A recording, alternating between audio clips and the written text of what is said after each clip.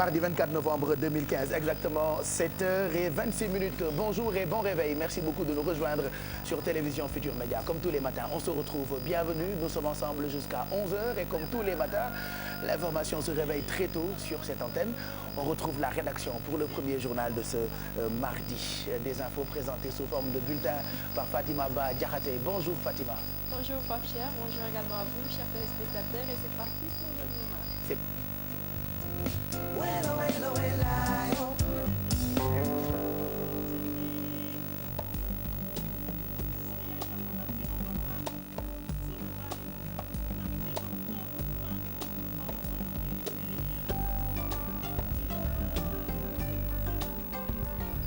Macky Sall attendu à Touba ce jeudi à quelques jours de la célébration du Grand Magal de Touba. Le khalife général des Mourides a donné un digle aux talibés pour un accueil chaleureux du chef de l'État. Assemblée nationale, les séances plénières pour l'examen de la loi de finances 2015 démarrent ce mardi à 9h. Nous y reviendrons dans nos prochaines éditions. L'opposition a décidé de surseoir à sa manifestation du 25 novembre devant l'Assemblée nationale, une mesure qui fait suite à la demande des bonnes volontés précises Bachir Diawara pour l'administrateur adjoint de l'APR Diana Camara. Le PDS n'a pas la capacité de mobiliser sans Abdoulaye Wade. Compte rendu ou reportage Maimouna Ndiaye mardi. La mobilisation des cadres de l'opposition du 25 novembre n'aura pas finalement lieu. De bonnes volontés sont passées par là, nous dit ce membre du comité directeur du PDS. C'est véritablement un bâillonnement des libertés démocratiques dans ce pays qui a été entrepris par le pouvoir de Macky Sall. Mais Dieu merci, au Sénégal, nous comptons de bonnes volontés de la société civile, du monde religieux, qui veulent s'investir pour véritablement donner des chances à la décrispation sur cette question précise. Voilà pourquoi le cadre de concertation, pour montrer véritablement sa bonne volonté, a voulu véritablement donner le maximum de chances possibles, n'est-ce pas, assez pour parler. Pour le parti au pouvoir, les menaces ne passent pas, l'heure est plutôt au travail. J'ai l'impression, à chaque fois que le président de la République fait de bonnes choses, l'opposition est là, en train de critiquer, en train de dire que je vais marcher. Vous avez vu l'attentat de Paris, l'attentat de Bamako. Vous pensez qu'ils vont manifester? Ils savent ce qui les attend. Le Parti démocratique sénégalais ne compte pas baisser les bras. D'autres rassemblements sont prévus sur le plan national. Le camp adverse, pour sa part, n'accorde aucune importance à ces menaces. Nous demandons aux Sénégalais d'intensifier la mobilisation sur le terrain. Cette question-là transcende les frontières des partis politiques. Ce n'est pas une affaire du Parti démocratique sénégalais. C'est un problème de droit, c'est un point de droit pour tous les Sénégalais qui sont épris de justice et de paix. Je vois mal Omar Sarr, un Decroix, un Aïda Mbodj mobiliser les gens pour faire quoi? Pour un poste de vice-président, de président de groupe? Vous pensez que le peuple sénégalais n'est pas mûr? Le peuple sénégalais est assez mûr pour ne pas les suivre. C'est ça la raison. L'Assemblée fonctionne normalement. Vous pensez qu'un Sénégalais va aller manifester pour Aïda Mbodj, pour qu'on remet à Aïda Mbodj, ou bien l'Assemblée casse le truc pour donner ça à Aïda Mbodj? Non, je n'y crois même pas. À quand la fin du feuilleton de l'Assemblée nationale? Jusqu'où la lutte des cadres de l'opposition peut-elle aller? Plusieurs interrogations qui méritent réponse. Les commandants et directeurs de l'Organisation des gendarmeries africaines en conclave à Dakar, une rencontre de 2 jours axée sur la cybercriminalité, rencontre présidée par le ministre des Forces armées Augustin Tine. Les participants conjuguent leurs efforts pour combattre le terrorisme. Compte rendu Mambiram Diouf et Modou Diop. Pour l'intérêt sans cesse renouvelé qu'ils accordent à nos préoccupations sécuritaires, et l'engagement sans faille à nos côtés pour le renforcement de nos capacités à faire face aux menaces émergentes. Chers camarades, soyez les bienvenus en terre africaine du Sénégal, pays de la Teranga. Cette 4e session ordinaire des commandants en chef de la gendarmerie intervient dans un contexte où la menace terroriste pèse lourdement sur le monde. Le terrorisme favorisé par la cybercriminalité, comment la combattre au cœur de ces travaux de 2 jours? Il s'agira de mener la réflexion pour partager les recherches, les informations et les données. Aujourd'hui, nos pays sont menacés, je pense pas seulement le Sénégal, mais tous les pays du monde sont menacés. Donc les gendarmeries ont décidé aujourd'hui de réfléchir encore plus profondément et peut-être de faire en sorte qu'il y ait des formations harmonisées pour qu'ensemble nous puissions lutter contre ce fléau qui menace le monde entier. Avec les pays voisins, je pense qu'aujourd'hui on pourra échanger et peut-être harmoniser, comme je le disais tantôt, les formations pour faire en sorte que la lutte soit encore plus efficace pour protéger les personnes et les biens dans ce pays. Le Cameroun, à l'image d'autres pays africains comme le Sénégal, la cybercriminalité y règne et sous diverses formes, trafic de données personnelles entraînant une insécurité grandissante. Aujourd'hui, nous avons non seulement la cybercriminalité qui sera notre thème, mais également le terrorisme. Et je dois dire que mon pays, le Cameroun, fait face à ce phénomène avec tous les dégâts, toutes les conséquences préjudiciables que vous connaissez. En effet, le crime s'est internationalisé et prend des proportions inquiétantes sur le continent. Le trafic international de drogue, l'immigration irrégulière et son corollaire de trafic des êtres humains, et surtout la cybercriminalité se développe et risque de compromettre les efforts engagés par les États africains, particulièrement au plan économique, pour sortir l'Afrique du sous-développement. Des thématiques, entre autres, évolution des techniques d'investigation en matière de cybercriminalité au nouveau profil du gendarme, le traitement judiciaire de la cybercriminalité devant le juge au Sénégal rythmeront les travaux ce mardi, dont l'ouverture doit être présidée par le chef de l'État Macky Sall. Mame Birame Diouf lutte contre le terrorisme toujours. La Chine décidée à soutenir l'Afrique. Selon son ambassadeur au Sénégal, des mesures sont prises dans ce sens lors du sommet de Johannesburg. L'ambassadeur de la Chine que je vous propose d'écouter au micro de Alassane Ba Yaya Diallo. Tout à l'heure, j'ai préparé mes cartes et donc j'ai trouvé 3 cartes. 3 cartes de mes amis que je l'ai rencontrés le mercredi dernier. Ces 3 gens-là sont tués à Mali. La lutte contre le terrorisme, c'est une tâche commune de la Chine avec tous les pays ensemble. Maintenant, l'Afrique est aussi menacée par cette calamité. Je crois que la coopération dans le domaine de l'antiterrorisme sera aussi un nouveau secteur de coopération entre nos 2 pays. Par exemple, échanger des informations, formation personnelle. Je pense qu'on va faire ça. Au sommet, les chefs de l'État vont discuter ces problèmes.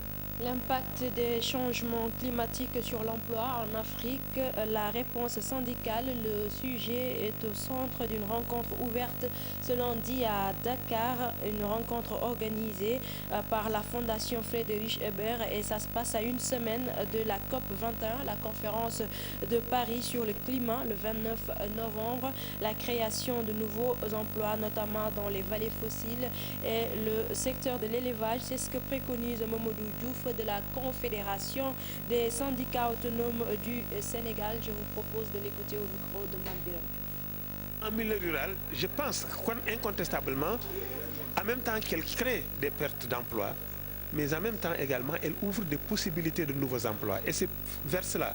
Nous, notre rôle aujourd'hui, c'est de travailler à clarifier l'horizon, à montrer que les perspectives ne sont pas bouchées.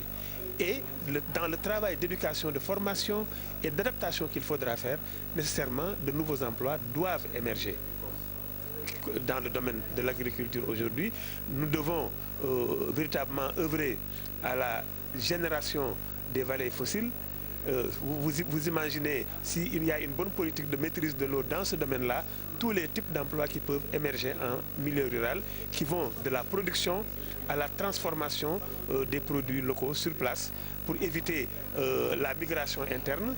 Et si ce processus est bien mené, nous allons voir un exode urbain parce que de plus en plus de gens vont quitter les villes pour aller en campagne parce qu'on aura trouvé des politiques adaptées dans le domaine de l'agriculture et dans le domaine de l'élevage. C'est un message que nous lançons à la COP 21, c'est un message également que nous lançons à nos autorités parce que c'est des questions sur lesquelles les autorités qui nous gouvernent et le mouvement syndical devront davantage partager pour ouvrir de nouvelles perspectives. Voilà, c'est la fin de ce bulletin. Merci de l'avoir suivi. L'info revient à 8h en Wolof.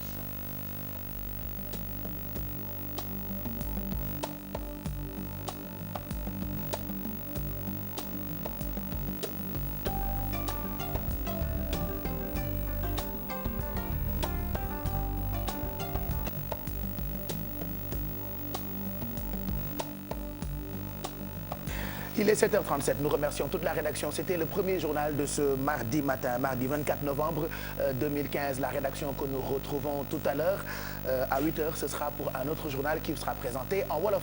mbokk yi ba jàmm ngeen fanaane ñu ngi leen di gërëm ci ànd bi ak télévision Futur Média ngeen yeewooti ñu àndandoo ak yéen tey jii ci suba gi ñu ngi jëm 11h ñu ngi gërëm bu baax Fatima Ba Diakhaté ak rédaction bu télévision Futur Média. Fatima mi desandi ak ñun pour jox ñu yéene kaay yeeg seeni xët ngeen mën a xam lan ngeen di lire tey ci bis bi tombé ak talaata mardi 24 novembre 2015. est-ce que am ngeen ne am na ay nit yu tudd talaata am na talaata am na nit yu tudd àllarba am na aljuma voilà defe naa dibéer moo amul tur samedi moo amul ku ko tudd ak dimanche ak altine sax am na altine am na talaata am na àllarba am na alxames par contre amul mais am na nit yu tudd ajuma.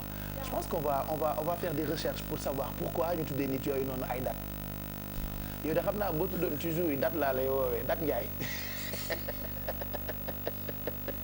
date Guèye ak date Diouf date Ba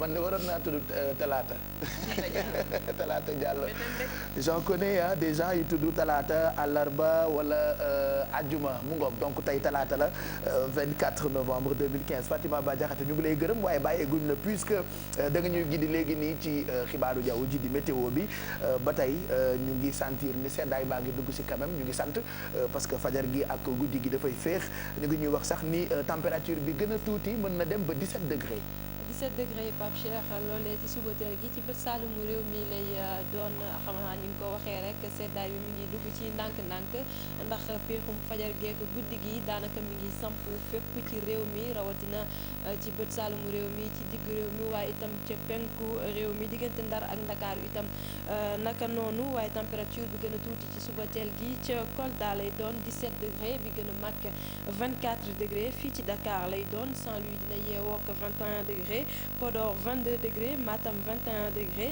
Linguère 20 degré Diourbel 19 degré Kaolack Tambacounda ak Ziguinchor 20 degré la ñuy am ci suba teel gi Kédougou moom dina yeewoo ak 18 degré bu demee nag ba ci ngoon température yi dinañu yéeg ba yegg ci 38 degré di température bi gën a mag dinañ ko am ca Linguère ak ca Diourbel bi gën a tuuti 30 degré ci ngoon gi fii ci Dakar lay doon Saint-Louis dina am 34 degré Podor 36 degré Matam 37 degré Kaolack 37 degré Tambacounda 36 degré Ziguinchor ak Kolda 34 degré Kédougou 35 degré naaj bu tàng jër itam dinañ ko am ci diggu bëccëg gi loolee daanaka fépp ci réew mi ñu wax ci marée yi géej gi nag wàccoon na ci guddi benn waxtu bu ñu tegalee juróomi simili dina wàccaat itam benn waxtu 1 heure bu tegalee ñaar fukki simili ak juróom géej gi jamono ji sax dafa yéeg loole mi ngi door 7h15 dina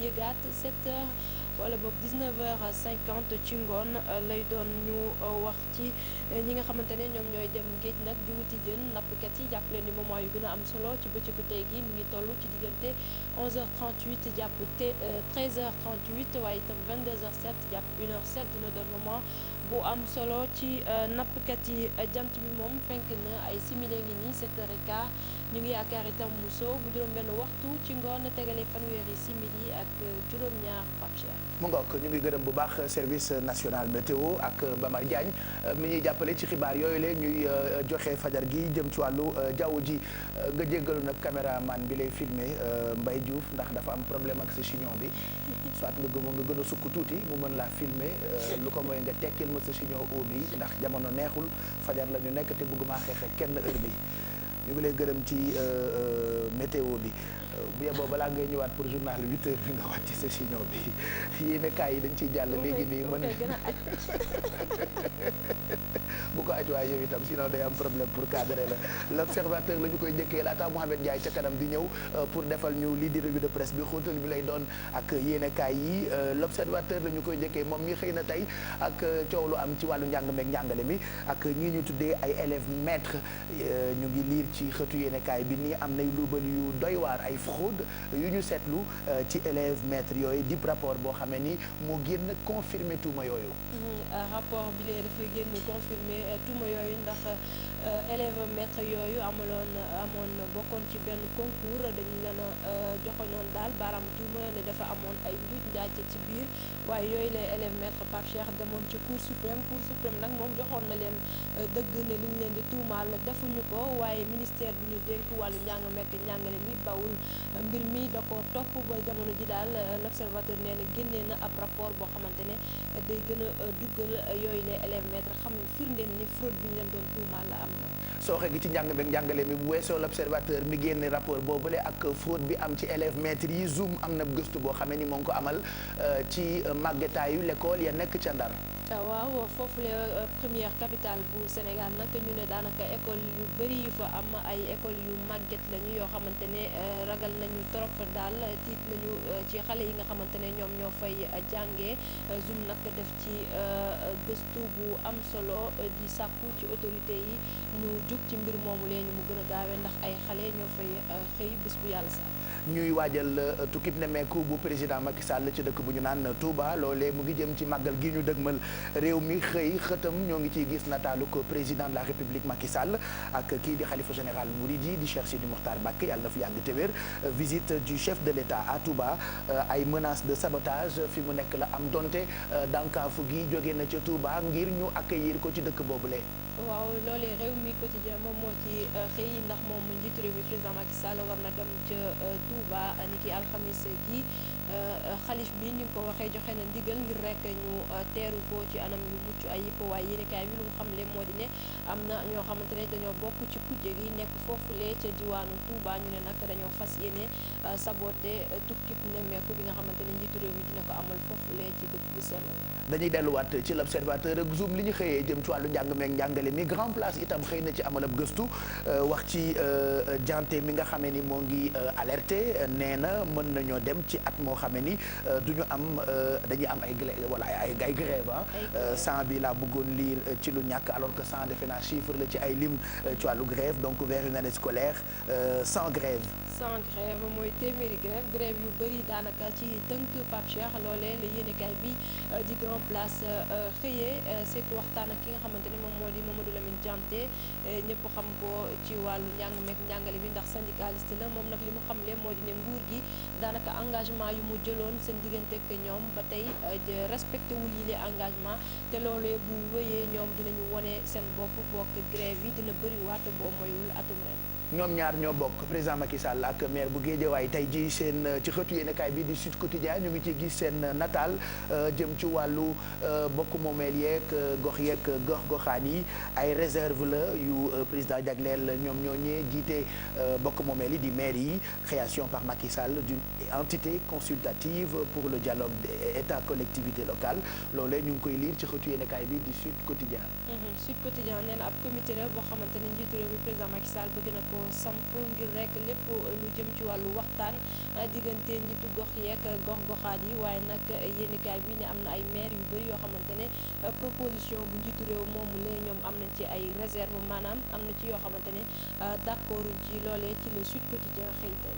bu ñu moytuwul sénégalais yi dinañu mere lool président Macky Sall loolee ay kàdduk di yu jàngalekat bi di Ibrahima Silla di jàngalekat ca université Gaston Berger enquête xëy amal ab waxtaan ak moom Macky est sur la voie d'être sanctionné. waaw moom universitaire boobule lu mu xamle moo di ne président Macky Sall daanaka jamono ji sénégalais yu bëri dañoo am mbetteel ci ni muy doxee ak ci discours bi muy tenir ba tax na daal lu mu xamle moo di ne Macky Sall boo moyul date dinañ ko sanctionné ci élection présidentielle yi nga xamante ne dina ñëw lu yàggul dara ndax moom jàngalekat boobule lu mu xamle moo di ne bu doon ay réalisation kese kon Abdoulaye Wade du fi jóge. ñu jàll ci justice bu ñu moytuwulee ay jafe-jafe dina am ci loolee laas moo xëy di ñu ko xamal ne ñu ngi jëm ci paralysie bu justice sénégalaise. waaw ñoom magistrat yi ak kuréel gi leen ëmb ñoom li ñuy xam ne daal moo di ne seen i heure supplémentaire daanaka kenn fayu leen ko ba léegi te ñu ne nag fasuñu yéene daal toog banque seen yoxoo boog boo mayul daal dinañu téye seen ay activité maanaam du ñu yëngoo ci te loolee yéenekaay bi ne bu amee paralysie dina am ci justice bi ndax ñi nga xamante ne ñooy ci bëgg ay kayit wala lu ñu mel duñ ko am. yéenekaay bi di quotidien xëy na tey ak congrès wu PDS bi ñu tuddee congrès des réformateurs di ñu xamal ni PDS googule mu ngi jaay maanaa kii di Modou Diagne Fada. waaw Snob Fada loolee la yéenekaay bi de quotidien xam ne li ñu wax ñoom libéraux yi moo di ne congrès bi nga xamante ne Modou Diagne Fada mi ngi koy wax di ko waxaatu moom ci boppam sax gëmu ko te bu ñu ca yegsee ñoom ragaluñu ko te dinañ xam ne am na fu dëgër foo xamante ne foofu la ñu taxaw ñoom ñi ànd ak ki nga xamante ne moom moo di Mayoro Faye. ab bras de fer la yéenekaay bi di libération xëy du ñu xamal jëm ci Serigne Mboup Lamine Niang ak patronat bi. loolee nag di ay coow yoo xamante ni libération am na ci ab gëstu ba def seeni nataal ci xët bi tey jii ci bis bi.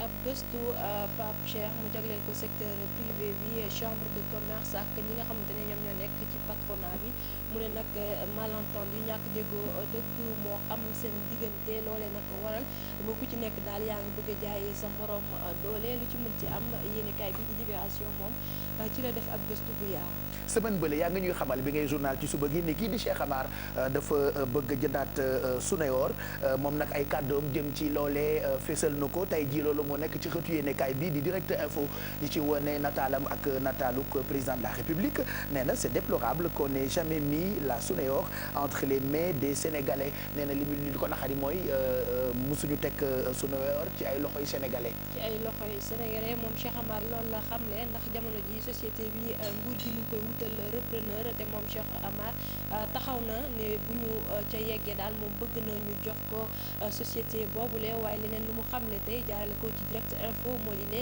loolee lu ñu war a ñaawlu la ñuy jël ay société yoo xamante ne ñoo ko moomal suñu bopp di ko jox ñoo xamante ne ca biti réew la ñu jógee nee na loolee dafa war a dakk ñu privilégié ñi nga xamante ne ñoom ñoo di doomi réew. bu ñu jàllee ci wàllu football doo ci sori waaye stade xëy na tey ak footballeur bi nekk ca Lazio bu Rome di Balde Diao Keita moom nee na pare na pour bokk ci suñu équipe nationale. pare na doomi Sénégal bu nekk foofu lee xam ne nee na buñ ko woowee ci tanière bi daal noppi na pour ñëw défendre couleur yu Sénégal Pape Cheikh. mu ngoog loolu yéen kaay la ak seen i xët ñu tuddee ko revue des titres ca kanam diggante 9h45 jàpp 9h50 Mouhamed Ndiaye dina ñëw ci plateau bi bu ko defee gën a yaatal xóotal gi lay doon ak revue de presse bi jërëjëf Fatima Ba Diakhaté ñu bàyyi la nga daw taataani xibaar ndax fii léegi ay minutes da ngay dellu si ci plateau bi bu ko defee nga journalal ñu xëy rek di tàggoo ak kumpa 7h49 mooy doog a jot Zeyna la ñuy àndal léegi ci horoscope bi ni fajar gu jot.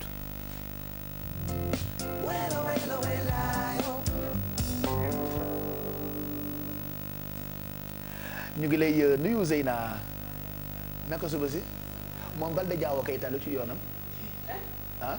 xëy na da cee xam lu ñu yoonam nekku ci Balde Diao Keita. Balde Diao Keita bi ñu bind ci journal bi ñu revue de presse ko yoonam nekku ci bu mu ko tuddati. waxal ak moom comme yéen a toog dégg nga. man ak moom benn affaire. horoscope bi comme tous les matins dañuy commencer ak bélier yi. commencer ak bélier yi Pape Cheikh fàttali datu tey rek di mardi 24 novembre 2015 ñoom bélier yi nee nañ leen c'est le bon moment tey jii pour que ñu programmer une formation wala benn stage su fekkee ne nag seen budget permettre leen ko nañu dem tout de même un week-end ndax jamono ji kat ñoom dañoo soxla sore seen ambiance famille. Taureau ñi ngi traversé benn crise nag boo xamante ne dina leen permettre ñu jël conscience vraiment de ce qui doit changer ci seen biir dund waaye nag Pape Cheikh tey jii nañu jàpp ne ñoom kat ils ont le droit d'être de mauvaise humeur bu fekkee ne daal tooñ nañ leen nañu xam ne du seen faute du ñoom ñoo war a posé wu en question am nañ droit daal mer su leen neexee. Gémeaux yi puisque ñoom jamono ji dañoo soxla li nga xamante ne moom mooy calme ak silence ñu ngi leen di proposer ñu dem un week-end à la campagne wala daal ñu génn ak seen partenaire ndax jamono ji seen couple soxla na ko te dina leen permettre ñu gën a rattaxal seen diggante ak seen partenaire. Cancer yi nag ñoom nee nañ leen depuis quelque temps le travail moom moo nekk seen souci majeur liggéey bi nga xamante ne dénk nañ leen ko ñu tàmbali ko nekk na daal problème pour ñoom xamuñu nan la ñuy def ba yeggali ko waaye heureusement tey jii am na ay nit yu taxaw tem ngir jàppale leen bu ñu yeggali liggéey boobu dina nekk nag un ouf de soulagement pour ñoom ba tax na buñ ca jógee daal ni ñu gërëm nit yooyu jàppale leen. Lions yi ñoom seen créativité tey dafa nekk en l'honneur ba tax na hésité wuñu viser les plus hautes marches du podium nee nañ leen nag c'est bien parce que qui ne tente rien n'a rien. Vierge yi ñoom nag ñu ngi privilégié jamono ji seen famille seen kër même bu fekkee ne tamit am nañu envie nekk dans le calme génn jël air ñoom kese waaye ñu leen di xamal rek ne li gën a important instant bi mooy ñu toppatoo seen kër bañ a xalaat torop seen i ay plaisir personnel ndax plaisir yooyu kat dafa mel ni c'est juste parce que dañoo bëgg daw problème yi am seen kër mais daal nañ ko régler ba pare doog a jàll ci leen. Balance yi nag ñoom nee nañ leen tey jii mun nañ tirer profit si seen i ay relations d'affaires wala seen capacité à communiquer te tey jii kat comme que les rentrées d'argent sont à l'ordre du jour tey dinañ mën a réaliser de très bonnes affaires. Scorpion yi ñoom tey dañu particulièrement sensible si lan liñ leen di waxal ak lañ leen di wax sax que muy seen conjoint wala que muy seen ay collaborateurs waaye ak nu mu mën ci demee que muy éloge wala que muy reproche ñu ngi leen di digal ñu rester de marbre bu ñu laisser transparaître benn émotion te bu ñu nangu daal ñu yàqal leen seen journée.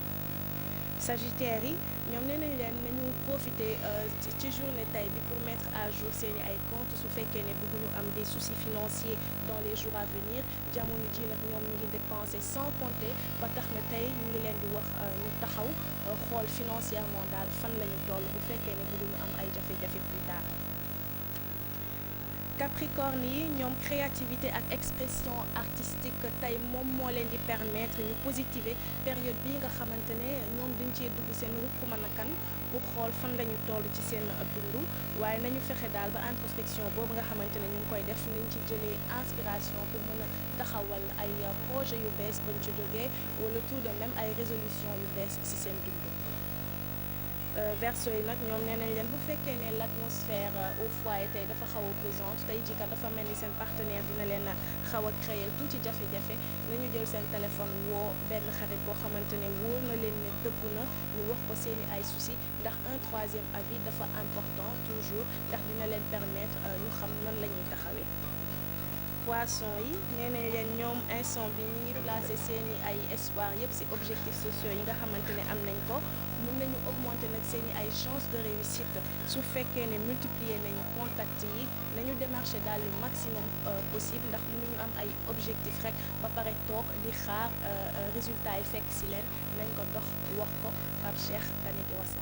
voilà jërëjëf Ndeye Seynabou voyante médium international mooy joxe horoscope yi fajar bu jot xaw ma ndax li mu wax am na am déet waaye verseau yi comme verseau la am na lu ma ci xaw a gëm as lëf ñeneen ñi nag bu fekkee gëmu leen li mu wax seen affaire la de toute façon mooy Miss Horoscope parce que médium la 7h54 di nga yendu ak internet yi balaa ngay joxe hashtag bi ñu jox leen menu l'observateur voilà Ibrahima Diamé on va le retrouver tout de suite pour la présentation du menu de l'observateur de ce mardi 24 novembre 2015 juste après Zeyna va nous donner notre sujet de discussion sur notre page Facebook préparez-vous préparez vos commentaires on vous laisse en compagnie de Ibrahima Diamé pour le menu de l'observateur de ce 24 novembre 2015 bonjour Diamé. Bonjour Pape Cheikh Diallo, bonjour à toute l'équipe de Yeewu Leen. Comme d'habitude, je suis tout heureux de vous retrouver pour la présentation du menu de l'Observateur du jour qui s'est penché à sa une sur la question de la fraude dans le recrutement des élèves maîtres. Un rapport de vérification du concours de recrutement des élèves maîtres dans les centres régionaux de formation des personnels de l'éducation. Session 2013-2014 a révélé comment des agents organisaient la fraude dans le recrutement des élèves maîtres. Le document a décelé 5 points qui ont favorisé cette fraude.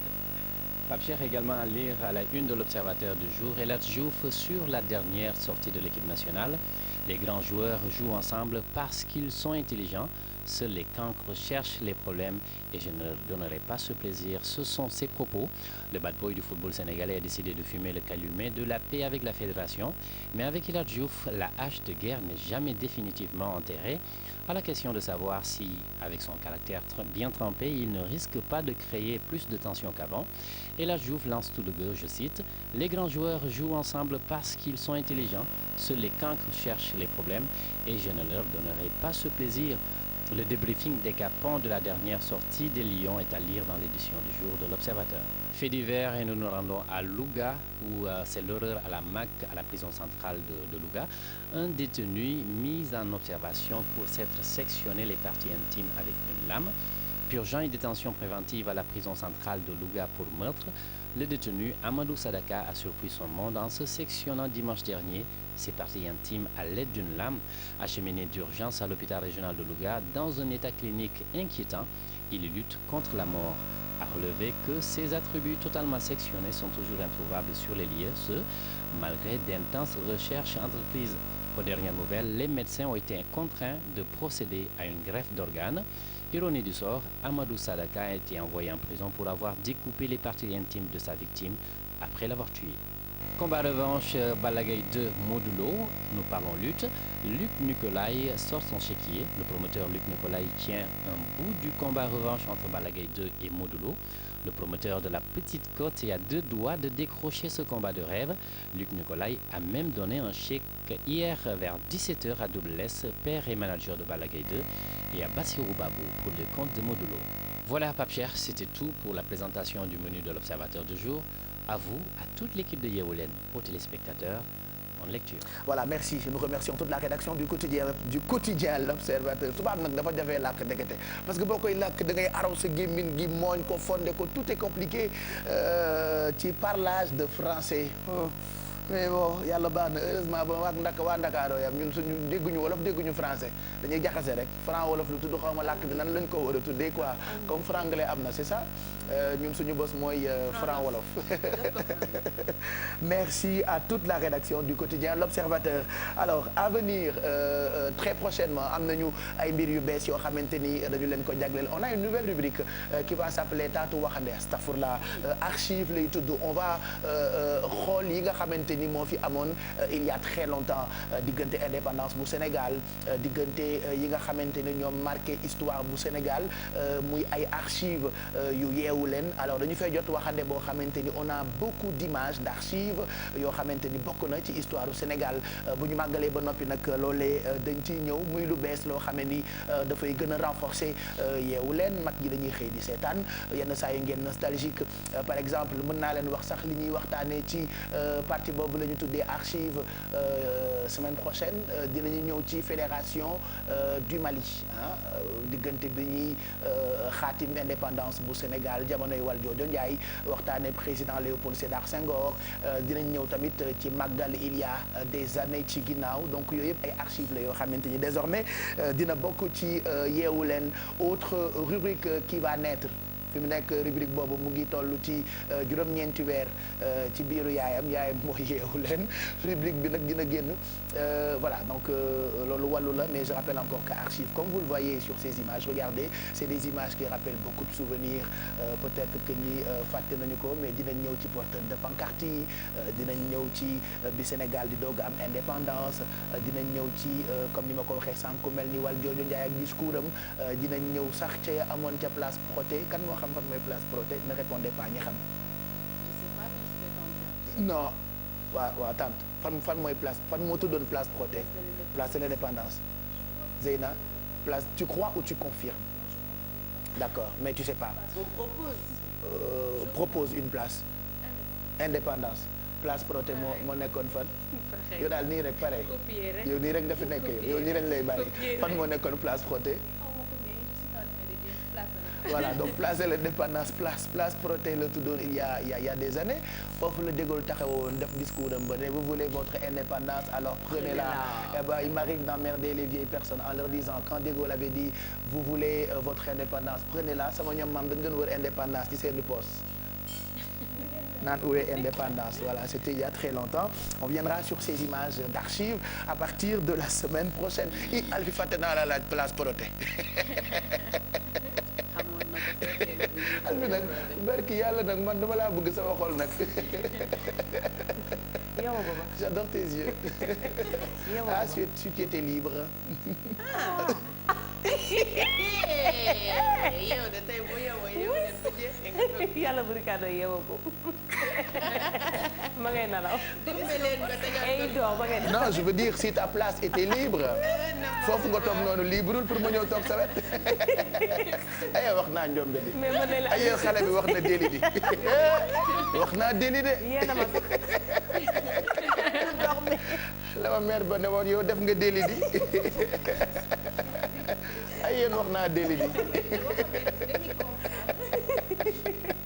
dëgg la di gis nga waxkat yi ñun ñii dañu bañ a moytu rek ndax xaw ma wax lan ba jaawale xaw ba lan te xaw ba lan waaye di nga wax ba jaawale télé yi nii da ngi seetaan Lamp Fall wala RTS lu leer laa la wax de ay wax yu bëri baaxul de te kat maa ngi war a journal li ci wax ji rek waaye nga ni lan laa la wax def naa déli de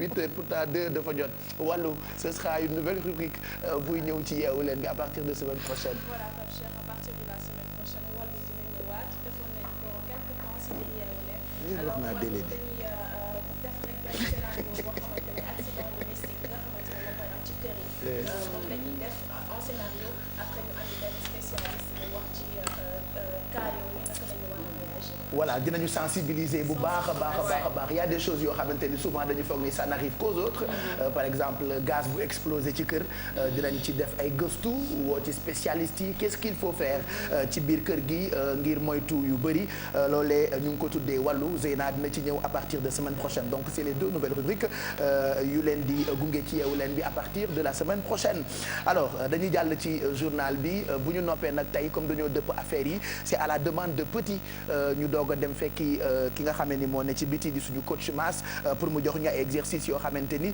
mu ngi bokk ci Yeewu Gym c'est parti journal 8h bi.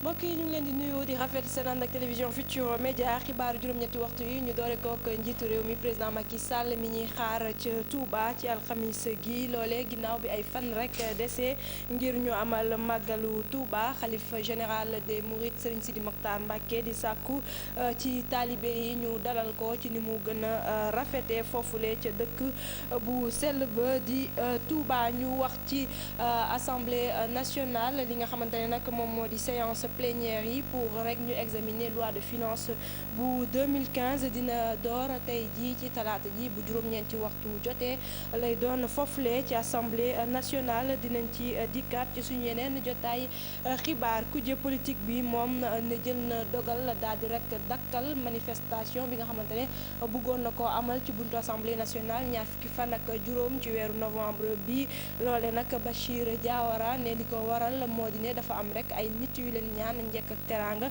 ñu nangul leen ko ki nga xamante ne nag moom moo di administrateur adjoint bu APR di Diana Camara moom lu mu xamle moo di ne PDS dafa dem ba ci biir daal xam ne mënuñoo mobiliser ay nit foofule ci assemblée nationale ñu teewlu ci Maymouna Ndiaye.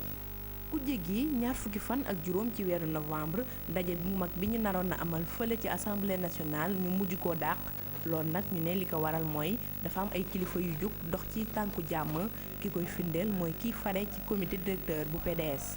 démocratie suñu demee ba nga xam ne ñu ngi koy néewal doole si suñu réew bu ñu demee ba nga xam ne dictature ñu ko fi bëgg a indi exécutif bi di am mainmise ci biir assemblée nationale ñu gis ay manipulation yoo xam ne mësul am ci Sénégal ba bëgg a xañ groupe parlementaire bi nga xam ne légalement PDS moo ko moom ak ay alliés muy opposition bi ñu bëgg ko foqat ci jox ko ñeneen jaadu na askan bi daal di jóg bi ay nit jógee nekk ci société civile bi ak ci wàllu diine bi kilifa diine yi jóg ne dañu bëgg a waxtaan pour delloo li nga xam ne moom mooy PDS ak opposition bi seen ak seen yelleef ci biir assemblée nationale ñu ne nañu xaarandi ba xam. waa APR moom li ñu xamal mooy menaces yooyu kujje gi di def am na lu ko gën maanaam takku liggéey. am na société civile yi wax nañu bokkuñu si seen yoon nekku si ñëpp wax nañu ni bokkuñu si ñoom amuñu capacité boobu te mënuñu xooxal président parce que président mi ngi liggéey xam nga lu ñor nit yi doo leen fekk fa tey Mali rey nañ fa ay Sénégal président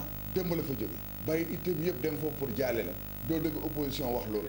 ñi fare ci PDS nee nañu duñu fi yam ndax nee nañu dinañu gise seen biir sottante xalaat am leneen lu ñu nas ci fan yi di ñëw ñi fare ci APR ne loolu yëngalu leen. ci biir koñ yi ci atelier yi ci bërëbu liggéeykaay ak fépp fu sénégalais nekk ci Sénégal ñu ngi lay ñaan nga rester vigilant ba bu ñu la wooyee ak fu ñu la woo na nga teew parce que mbir mi nekkatul mbiru PDS waaye mbiru sénégalais lañ. sénégalais yi ak sénégalais yi ñu ñor lañ kenn du leen nax. manifester pour lan pour Aïda Mbodj moom xeexam ak Fada foog nga peuple sénégalais na jóg toppale loolu mënul am. coowal assemblée nationale kañ lay dakk cadre yi fare ci opposition ndax dinañu sori ca la ñuy sàkku li yëpp di ay laaj yoo xam ni samp na. commandant ak directeur gendarmerie yam fii ci Afrique nag daje fii ci Ndakaaru nar waxtaanee ci diirub ñaari fan lépp lu soxal wàllu cybercriminalité waaye itam menaces yi nga xamante ne Afrique ak àdduna bi yëpp daanaka ñu ngi koy jànkonteel di wàllu terrorisme nga xamante ne dafa jéggi dayoo naka la ñuy def ba xeex ko loolee lañ doon waxtaanee loolee nag mi ngi am ci kilifteefu jëwriñ bi ñu dénk wàllu force armée di Augustin Tine ñu teewlu ci ab compte rendu bu Mame Biram Diouf Modou Diop. maanaam dañoo naroon tey def ay mouvement ci biir hôpitaux yi maanaam li naan présence négative maanaam toog bañ a liggéey wala def sitting ak yu mel noonu pour protester ndax dafa am ay xabaar yu ñu jotoon yu ne ñu mën na ubbi ay xeetu liggéey yu yees ndax tey jàpp nañ ne ndox mi nga xam ne jumtukaay la bu ñu soxla ci wàllu mbay mi bu ñu demee ba jël ay pexe yoo xam ne dinañ ko indi ba mu ñëw ci kaw gi ni mu ci war a ñëwee nit ñi di liggéey noor ak nawet xeetu liggéey yu bari mën na cee juddoo yu jëm ci mbay mi waaye itam lu jëm ci nan la ñu mën a soppee li nga xam ne moom moo meññ ci mbay mi ba jëfandikoo ko nan lañ mën a fexe itam ba dugg ci mbirum njaay mi xeetu njureel yu bees yoo xam ne wax dëgg amul. ñeenteelu session ordinaire bu commandant en chef yu gendarmerie fii ci Afrique di am ci jamono joo xam ni lii di terrorisme mu ngi sonal réew yu bëri am yenn ci yoo xam ni sax fitna mu ngi fay am cybercriminalité bokk ci la koy yombal naka lañ war a xeexee loolee ñu koy xalaat ci ñaari fan bokk na kon ci waxtaan yi ñu xool naka la ñuy booloo seeni xalaat seeni weccoo ak lépp loo xam ne jëm na ci ay information ngir ñu xeex ko. tey nag am na beneen fléau bu agsi ci monde bi suñu dëkk bi aussi donc concerné wu na donc muy terrorisme bi te wër na ma ni ñi nga xam ni ñoo yore mbirum kaaraange ci gendarmerie dinañu waxtaan tey ak seen naataango yi nekk ci yeneen réew Afrique yi donc gendarmerie yi chef yi ñoo daje fii tey pour waxtaan en tout cas ci mbirum sécurité mbirum xeex li nga xam ni mooy criminalité bu bees bi mooy terrorisme. Cameroun bokk ci réewu Afrique ya nga xam ni cybercriminalité am na fa doole ci ay trafic données personnelles lu ci mel ni compte bancaire nit ñi passeport mbala sax carte d'identité ak yeneen di jur ñàkk kaaraange. jamono ji nemmeeku na ni cybercriminalité jéggi na dayo lool tax ci dolli nag terrorisme boo xoolee man sama réew di Cameroun jamono ji terroriste yi ñoo fay lëmbee di fa def ñaawteef yu doy waar ba tax na daal mbir mi jéggi na dayoo ba mu laaj rek ñu jël ci ay matukaay. En effet, le crime s'est internationalisé. crime bi boo seetee sax léegi àdduna bi yëpp la lëmbee muy trafic international drogue jàpp immigration irrégulière ba ci sax ay doomu aadama yu ni trafiqué.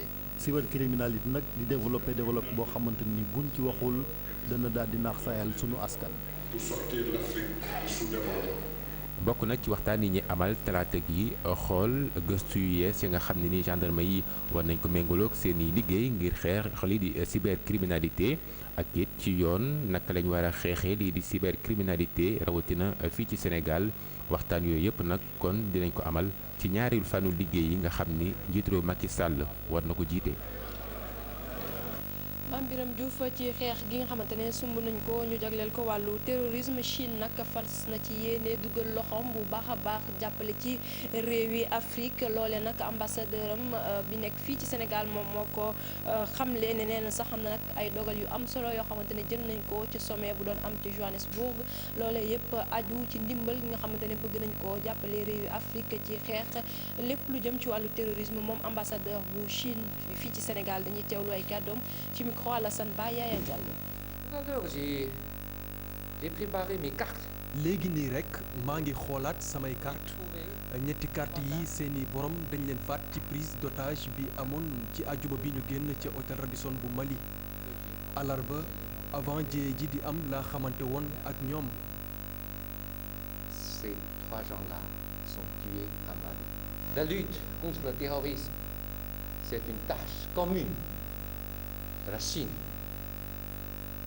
xeex lii di terrorisme li ñu soxal la yaakaar naa ni coopération ci domaine antiterrorisme dañ ko war a taxawal mu doon lu yees par exemple weccante ay xalaat ci ay information tàggat ay nit ci loolu yaakaar naa ni dinañ ko def ci coopération chef d'État yi ñu dëgmal. Terrorisme sera aussi un nouveau secteur de coopération entre nos deux pays. Par exemple, échanger des informations, formation personnelle. Je pense que on va faire ça. Au sommet, les chefs de l'État vont discuter ce problème.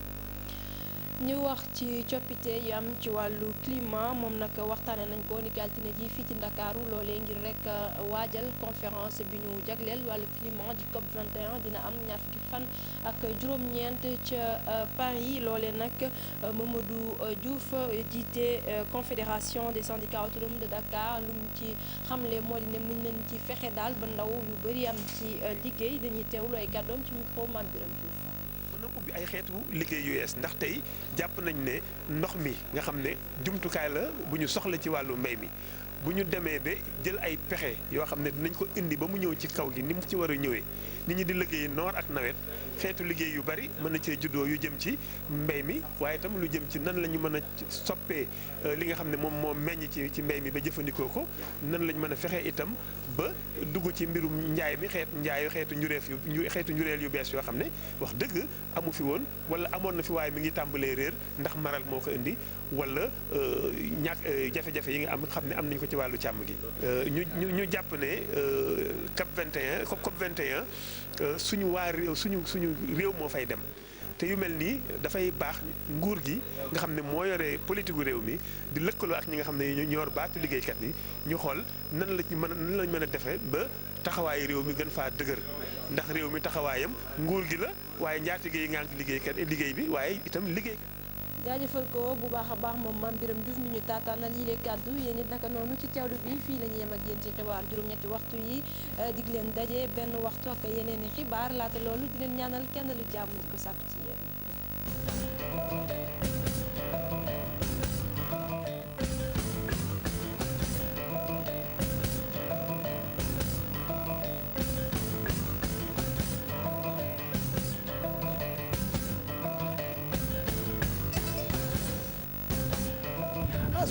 J'adore le vent moi ah oulala ça fait du bien le féex fii moom fii féex na de du ngeen ñëw ñam ci péex bi kaay leen ñam ci péex bi yéen tamit xale yi du ngeen ñëw ñam ci péex bi barkeelu la de fajar gi lu leen waaye wax ñëw leen def ko wóorul on sait jamais ah il fait beau ah il fait bon gis nga ngelaw li ouh là là Alfi ñam leen saf na wala saful ça va on dirait que ñu ngi France xanaa ñu génne manteau yi maa ngi xaar ba kenn sol fi suba dañ leen def ay manteau nag regardez xoola génne leen seen yére seddaay quand même parce que seddaay bi dugg si na ça fait du bien le froid defal fourrure suba man am naa benn kii mooy col yu rëy yooyu noonu ñuy sol suba naa def col bi yow sa manteau boobu nga soloon bi ñuy dem Gorée indi ko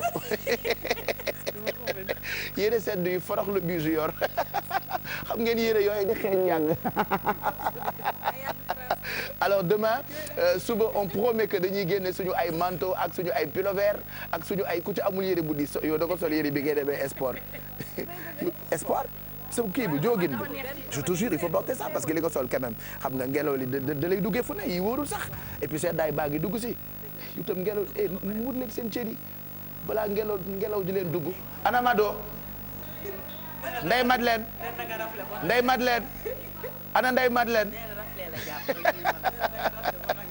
bon on vous souhaite une bonne journée bu ngeen yeewoo ba génn pour ñu génn gul am na ñoo xam ne génn gu am na ñu ñàkk jom nag ñu dul génn fajar gi quand même ay xale quoi peut-être mag ñi mën nañu nekk ci kër yi mais heure bi y a des gens qui dorment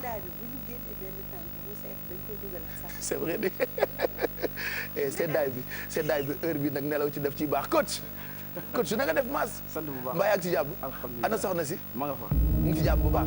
yaa ngi koy toppatoo et c'est une bonne période. premier mois de mariage y a rien de tel quoi franchement. Ricardo sax xam na li may wax quoi.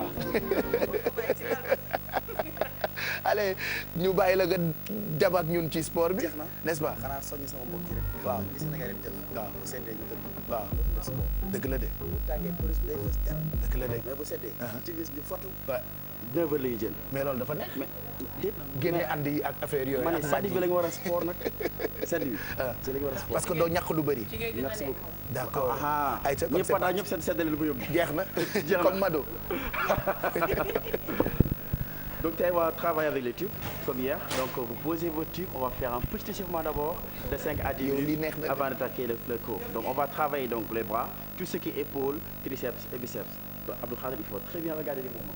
Alors on pose le tube à côté, DJ musique. Voici. Je pense que téléspectateurs yi comprendre nañ ko ñun dañuy nekk récréation quoi voilà xam nga ci première saison bi ak deuxième saison bi dañ doon defandoo ak Yo Sport léegi nag comme am nañu yaram yu baax ay tablettes de chocolat doole bu baax ak vraiment forme bu baax moo tax ñu bàyyi quoi. merci on est content ñoo ngi waajal màggal gi rek. voilà waa di soññi sama mécanicien yi. surtout waaw ak Mame Cheikh. waaw sama moto daa panne. ok une semaine avant màggal moto. rafetul ma soññi leen nañ ko defar gaaw balaa màggal gi. rafetul t'inquiète merci Mass kon ñu def noonu ba jaajëf altine inchallah kontaan naa merci beaucoup ngeen defar motoom quand même ñu ngi koy gërëm bu baax alors balaa ñu jàll ci publicité bi fii la ñu coming nekk see tey xanaa du ñoo riis wa ana Mado lu muy nëbb ba bañ a taxaw et dis-lui de venir Mado viens s'il te plaît il faut que ñu wax téléspectateurs yi skill li leen di xaar léegi nii tey may mun a comme chaque mardi dinañu waxtaane droit tey liberté provisoire la ñuy waxtaane ca kanam liberté provisoire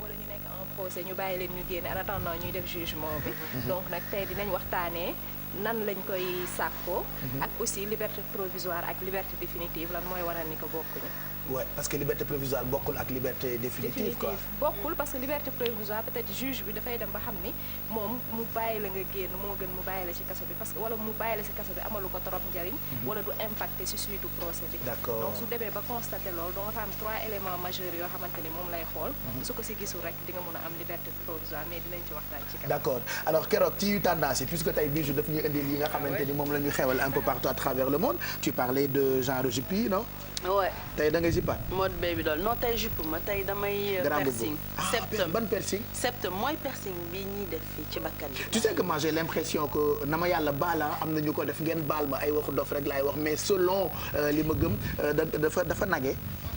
am naa xarit bu yebaate boo xam ne Chicago la ko tuddee. ok mais c'est très tendance paraît-il. c'est très tendance et on va montrer naka ngeen ko mënee def ba nga xamante ne doo leen niroog nag parce que sincèrement. yi nag yi bëri nag ñu baal ma si. ok Mado daf maa yóbbante. nee na manucure chauffante lay. manucure chauffante mooy lan. bon elle va en parler manucure chauffante tey loolu la Mado di waxtaane voilà waxal ak moom elles sont dingues donc Mado daf ñuy waxal daf ñuy gëstul li ñu tuddee manucure chauffante est-ce que manucure buy lakke la. déedéet lakkul de daal mais manucure chauffante xam naa ni tàng na daal. d'accord Alfie comme d'habitude di nga ñu toggal île flottante dafa ñëwaat encore. tout à fait yow bëgg nga île flottante de parce que ñëwoon na il y a pas longtemps. ah non daaw la ñëwoon. ouais mais écoute voilà. mais attends c'est une recette mais revisité. Attends, c'est une recette revisitée. Donc xam nga c'est des recettes yoo xam ne c'est facile à faire. te ñun amuñu temps bu bëri. moo tax recette rapide la ñuy def on va réaliser des îles flottantes Pape Cheikh. ak benn caramel beurre salé ci kaw. ak des amandes grillées. ok donc xam nga du boobu moo ñëw. sa couleur yi daf ma neex. daf ma neex et xam nga souvent bu seddaay jotee ay yu gris comme man la ñuy sol wala noir mais cette année paraît-il on demande aux gens de génne ay couleurs ci seddaay bi. mais je veux dire seddaay bi il fait gris il fait moche dafa sedd amoo envie def dara nga yokk ci sol yu gris. yu gris sa humour bi ci boppam lay gën a jël def ko mu morose donc mieux vaut mettre des couleurs gaies. mais pourquoi bu seddaay jotee nit ci di sol ay affaires yu gris yu noir yu. est-ce que du mën di ko sol tout le temps parce que doo mën a fóot. et surtout que noir day xëcc tàngaay. et surtout que tendance bi à l'extérieur li ñuy gën a génne mooy gris marron noir. mooy couleur yu triste yooyu. donc comme ñun dañoo mën a copier bu ñooñu génnee ñu jël ko sol. oui mais après ça c'est beau. c'est daay def noir boole ci rouge. ça va il faut sortir des couleurs yu fees quand même. bon mais c'est cool. mu ne la nee na manucure chauffante c'est pour permettre une bonne pénétration du produit sur la peau. d'accord une bonne pénétration du produit sur la peau. voilà donc loolu lay waxtaanee bonne pénétration du produit sur la peau loolu mooy manucure chauffante et puis tey dinañ ñëw ci lépp lu jëm ci wàllu culture ak Aïssatou Paye Fall dinañu recevoir ki nga xamante ni moo di Dieynaba Gueye écrivain la dinañu découvrir livre bi ñu tuddee la femme parfum jox leen itam agenda culturel bi Alioune Badara Bey itam am na beneen recueil poème boo xamante ni génn na ko on va en parler ci biir émission bi Café Info tey avec quelques minutes de retard juste après publicité yi daañu ci àndandoo ak Adia Talla dinañu waxtaanee yi nga xamante ni moo lëmbee réew mi ci wàllu actualité bokk na ci ay ponk yoo xamante ni tout le temps yéen a ngi koy dégg ci jotaayu xibaar yi yooyu yëpp nag ce sera juste après cette page de pub et puis ngeen permettre ma dem feeti seetu Youssou. Pape kaay rek tax